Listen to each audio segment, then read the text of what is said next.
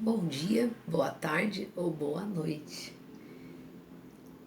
Que satisfação estarmos mais uma vez reunidos em nome do Cristo para falarmos dos seus ensinamentos. E hoje eu irei falar sobre o livro Fonte Viva, capítulo 9, Estejamos Contentes, psicografado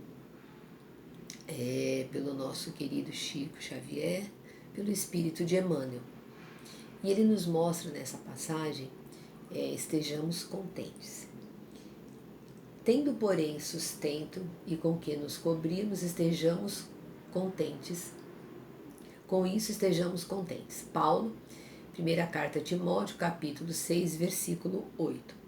O monopolizador de trigo não poderá abaster-se à mesa senão de algumas fatias de pão para saciar as exigências da sua fome. O proprietário da fábrica de tecidos não despenderá senão alguns metros de pano para a confecção de um costume destinado ao próprio uso.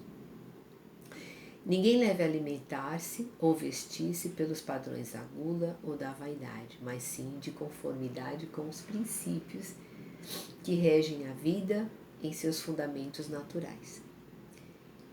Por que esperas o banquete? A fim de ofereceres algumas migalhas ao companheiro que passa faminto? Por que reclamas um tesouro de moedas na retaguarda para seres útil ao necessitado? A caridade não depende da bolsa, é fonte nascida no coração. É sempre respeitável o desejo de algo possuir no meio alheio para socorro do próximo ou de si mesmo, nos dias de borrasca e insegurança. Entretanto, é deplorável a subordinação da prática do bem ao cofre recheado. Descerra, antes de tudo, as portas da tua alma e deixa que o teu sentimento fulgure para todos, à maneira de um astro cujos raios iluminam, balsamizem, alimentam e aqueçam. A chuva derramando-se em gotas fertiliza o solo e sustenta bilhões de vidas. Dividamos o pouco, e a insignificância da boa vontade, amparada pelo amor, se converterá com o tempo em prosperidade comum. Algumas sementes atendidas com carinho no curso dos anos podem dominar glebas imensas. Estejamos alegres e auxiliemos a todos os que nos partilham a marcha. Porque, segundo a sábia palavra do apóstolo, se possuímos a graça de contar com o pão e com o agasalho para cada dia, cabe-nos a obrigação de viver e servir em paz e contentamento. Emmanuel. Emmanuel nos mostra nessa passagem de Paulo a Timóteo, discípulo amado de Paulo. Paulo estava em Roma e Timóteo estava em Macedônia. Paulo confiava muito em Timóteo, era um discípulo que se convertera ao cristianismo. E Paulo escrevia essas cartas como estímulo, né, da propagação da doutrina do Cristo. E ele confiava muito em Timóteo na sua divulgação. Pois bem, queridos irmãos, o monopolizador do trigo não caberá abastecer-se à mesa senão de algumas fatias de pão para saciar as exigências da fome. E o proprietário da fábrica, né, não despenderá senão de alguns metros de tecidos para o seu costume, para se vestir. Emmanuel nos compara que o agricultor, tanto como o dono da fábrica, né, vai precisar de umas fatias de pão e outros de alguns tecidos para se vestir e vestir a sua família. O que nós podemos pensar desta passagem? Que haverá excedente. E o que fazer com esse excedente? Emmanuel também nos esclarece que ninguém deve se alimentar-se ou vestir-se pelos padrões da gula e da vaidade. Ninguém. Mas sim de conformidade com os princípios que regem em seus fundamentos naturais. E quais são esses fundamentos que Emmanuel nos fala que são naturais? A gula e a vaidade, não podemos. Né? Pois bem, Emmanuel também nos mostra que qual é esse comportamento? É um comportamento não egoísta, não orgulhoso, que devemos sim aplicar o que nesse momento? A caridade. E que a caridade não depende da bolsa, é fonte nascida do coração. Nesse momento, nós devemos usar do que? Se temos um vasto campo em que devemos, né, ter comida, em que devemos também ter uma larga fábrica de tecidos. Nesse momento, nós devemos nos reportar da caridade para com o próximo. E a caridade, meus irmãos, vai muito mais do que bens materiais. A caridade vai muito mais do que uma cesta básica, do que um cobertor. Né? Um bem material é fácil de nós distribuirmos aos nossos irmãos. Mas Emmanuel nos mostra um sentido muito mais profundo, um sentido espiritual. Que a caridade ela não depende do dinheiro, ela depende da fonte que é nascida do nosso coração. Do que vale ajudarmos o nosso irmão se nós não temos amor, respeito no nosso coração. E Kardec, ele nos deixa bem claro na pergunta 886 do Livro dos Espíritos, né? Qual o verdadeiro sentido da palavra caridade, como entende Jesus? E os Espíritos responderam: benevolência para com todos, e indulgência para com as imperfeições alheias e perdão das ofensas. Ou seja, o verdadeiro sentido da caridade é o sentido espiritual.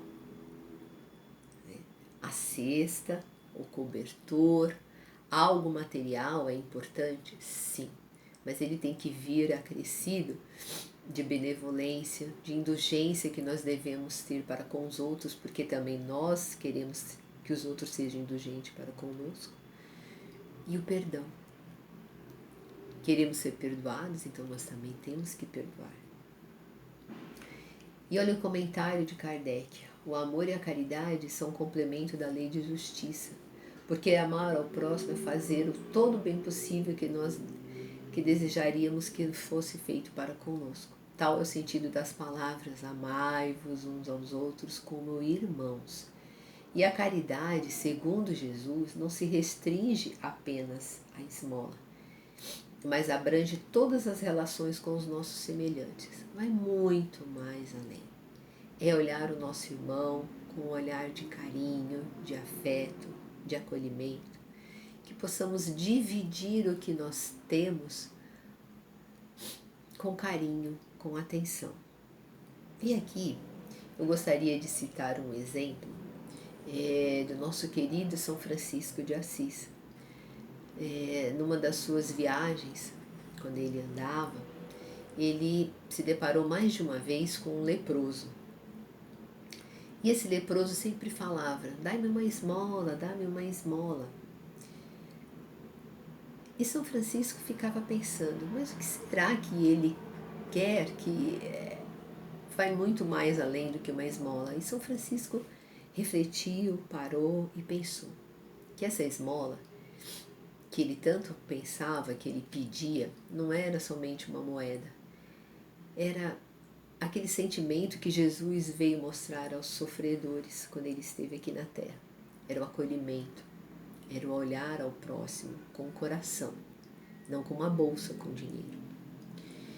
E nesse instante, São Francisco entendeu. Ele desceu do seu cavalo, beijou o leproso, abraçou o leproso, e aí ele viu que o leproso tinha doença no corpo. E ele, Francisco, tinha a lepra na alma. Nesse momento, estabeleceu-se uma conexão entre o leproso e Francisco, porque ele entendeu que o leproso, ele queria muito mais que uma moeda. Ele queria ser reconhecido, ele queria ser valorizado, e ele queria ser realmente o irmão que alguém olhasse com amor, com carinho, com respeito, sem preconceito, sem discriminação. E é isso, meus irmãos, essa experiência que São Francisco passou É um desafio para todos nós diariamente, que possamos ser instrumento da paz, né? Que possamos levar ao nosso semelhante o nosso amor, o nosso carinho, muito mais do que um ato material.